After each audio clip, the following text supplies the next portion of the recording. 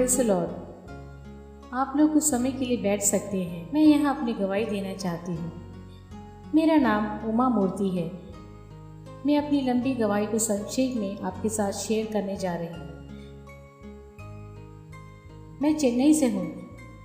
मेरा जन्म और पालन पोषण एक हिंदू ब्राह्मण परिवार में हुआ था और जिस तरह से परमेश्वर ने मुझे छुआ वह एक अद्भुत और अलग तरीका था।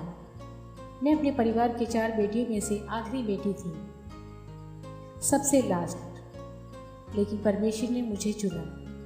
मैं नहीं जानती क्यों। मुझे आश्चर्य होता था कि परमेश्वर क्यों, मैं ही क्यों, परमेश्वर ने मुझे ही क्यों चुना, क्योंकि मेरी बहनें मुझसे भी बहुत बेहतर थी। लेकिन परमेश्वर ने कहा, मैंने इस दुनिया की मूर्ख बातों को चुना है, ज्ञानियों को लज्जित करने के लिए। ऐसा हुआ कि एक अच्छी बात यह है कि हम सभी ने शुरू से ही क्रिश्चियन कॉन्वेंट स्कूलों से अपनी पढ़ाई की थी और मैं हमेशा बहुत से मसीह दोस्तों से घिरी रहती थी। वे तकरीबन हर दिन मुझे सुसमाचार सुनाते थे और मैं उनकी बातों के इस कान से सुनकर दूसरे कान से निकाल दिया करती थी, क्योंकि मैं एक जिद्दी हिंदू थी। जैसे कि आप हमेशा मेरे माथे में कुमकुम और केसर लगा हुआ देखोगे। हर दिन मैं उन मंदिरों में जाया करती थी और इन मूर्तियों की पूजा करती थी। मैं बहुत से मंत्रों और श्लोकों का जाप करती थी। मैं गायत्री मंत्र बोला करती थी। मैं उन मूर्तियों के आगे गुणगान गाती थी। तो मैं एक ऐसी जिद्दी लड़की थी। मैं सोचती थी कि मैं पाप रहित थी और सचमुच पवित्र थी।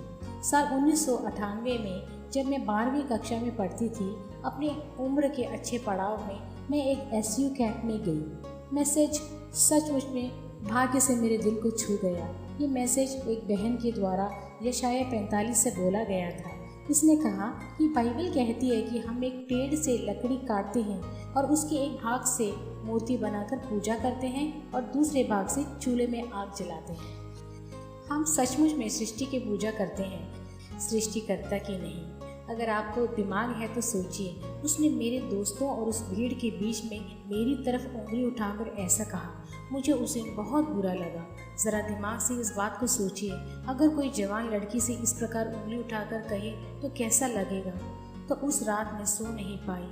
आलोचनात्मक दिमाग से बाहर आने के लिए और सच्चाई जानने के लिए उस रात मैंने बाइबल को खोला, पढ़ना शुरू किया, क्योंकि जब मेरे दोस्तों ने ये बातें मुझे बताई तब मुझे कुछ भी समझ में नहीं आता था, क्योंकि कोई भी दूसरों का मन परिवर्तन नहीं कर सकता। आजकल लोगों का कहना है कि मसीही लोग दूसरों का मन परिवर्तन करते हैं, लेकिन ये असंभव है। मैं इस बात की गवाह हूँ, क्योंकि मन परिवर्तन दबाव से नहीं होता, ये हृदय की धारणा से होता है। उद्धार परमेश्वर का कार्य है, बाइबल ऐसे कहती है। ऐसा हुआ जब मैंने पहली बार बाइबल पढ़ना शुरू किया, मुझे मालूम हुआ कि मूर्ति पूजा पाप है।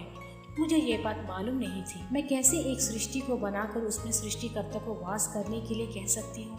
इतने महान सृष्टिकर्ता परमेश्वर जिसने मेरी सृष्टि की, मुझे अपने हाथों में रखना चाहते हैं, उन्हें मैं अपने हाथों में उठाना चाहती हूँ। ये कैसे हो सकता है? पहली बार मुझे मालूम हुआ कि मैं अपनी माँ के घर में पाप के साथ उत्पन्न हुई थी, क्योंकि मैं गर्व करती थी कि मैं पाप रहित, पवित्र और भक्तिन थी। दूसरी बात जो मुझे अच्छी लगी थी वह यह थी कि इस परमेश्वर को मैं अपना पिता कहकर बुला सकती थी। बाइबल का परमेश्वर मेरा पिता है, मेरा अब्बा है। जब मैं हिंदू थी तब मैं हजारों भगवानों का नाम लेती थी। लगभग 33 करोड़ भगवानों की पूजा मैं करती थी, पर किसी भी भगवान के साथ मेरा व्यक्तिगत रिश्ता नहीं था जिस प्रकार यीशु के साथ मेरा रिश्ता बना। मुझे मालूम पड़ा कि सिर्फ प्रभु यीशु ही मेरे साथ व्यक्तिगत रिश्ता बनाना चाहते हैं। कोई और भगवान ऐसा नहीं कर सकता। ये सारी बातों से पढ़कर एक सरप्राइजिंग बात यह थी कि मैं इस परमेश्वर की आराधना कर सकती हूँ, कहीं भी, कभी भी, किसी भी परिस्थिति में, चाहे शारीरिक तौर पर मैं शुद्ध या अशुद्ध हूँ। क्योंकि अधिकतर हिंदू धर्म में जब स्त्रियां शारीरिक तौर पर अशुद्ध होती हैं तो उन्हें मंदिरों या पवित्र स्थानों में जाने की अनुमति नहीं होती। मैं ये सोचती हूँ कि ये नियम इस्लाम धर्म में भी पाया जाता है, पर सचमुच में मेरे लिए ये एक खुशखबरी थी कि मैं इस परमेश्वर की आराधना अपने शारीरिक अशुद्धि के समय में भी कर सकती थी। मैं उसकी आराधना कभी भी और हर प्रकार की परिस्थिति में कर सकती थी। वे मेरे हृदय को देखते हैं, मेरी शारीरिक अशुद्धता को नहीं, और वे मेरी कुर्बानी को नहीं चाहता, क्योंकि उसने पहले से ही मेरे लिए कलवरी क्रूस पर कुर्बानी दे दी है। मुझे उसके लिए हिमालय चढ़ने की जरूरत नहीं, गंगा में डुबकी लगाने की जरूरत नहीं, सबरीमाला में जाकर कुर्बानी देने की जरूरत नहीं, क्योंकि उसने मेरे पापों के लिए कुर्बानी दे दी है। वे मुझे उठाता है, मुझे उसे उठाने की जरूरत नहीं। सो उस दिन मैंने प्रभु यीशु मसीह को अपना उद्धारकर्ता के रूप में स्वीकार किया, और परमेश्वर ने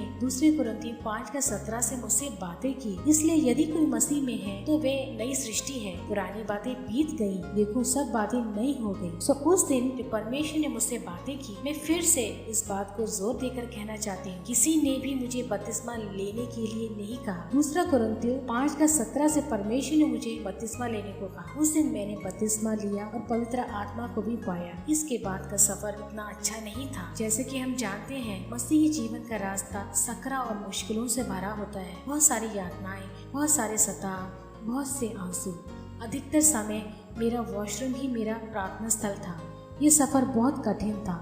फिर से लंबी कहानी को और लघु रूप में, अंत में परमेश्वर भला था, जिसने मेरे एजुकेशन में और मेरे प्रोफेशन में मेरी अगुवाई की। उसने मुझे एक लेक्चरर बनाया और सब कुछ। मेरे माता पिता इन सब बातों को देख रहे थे, और धीरे धीरे उन्होंने भी मसीह यीशु को ग्रहण किया, और उन्होंने मेरा विवाह के लिए प्रार्थना करना शुरू किया। मैं बहुत जिद्दी थी, जो एक उद्धार पाए व्यक्ति से ही विवाह करना चाहती थी। मेरे माता पिता की इच्छा के अनुसार वे मेरा विवाह एक ब्राह्मण कन्वर्ट से करवाना चाहते थे। परमेश्वर ने उनकी इच्छा को पूरा किया, और परमेश्वर ने मुझे एक अच्छा पति दिया, अच्छे बच्चे दिए और सब कुछ दिया।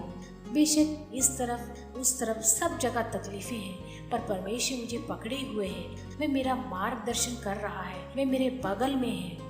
ठीक है, मैं कहीं भी शर्मिंदा नहीं हो सकती, क्योंकि जहाँ कहीं भी मैं लज्जित होती हूँ, उसने मुझे सम्मानित किया। उसने मुझे कभी भी निराश नहीं किया। वह बहुत विश्वास योग्य और बहुत अच्छा है, विश्वास योग्य वायदों का परमेश्वर। मैं और मेरा घराना हम यहोवा की उपासना करेंगे। आमीन। सारी महिमा परमेश्वर को देती हूँ।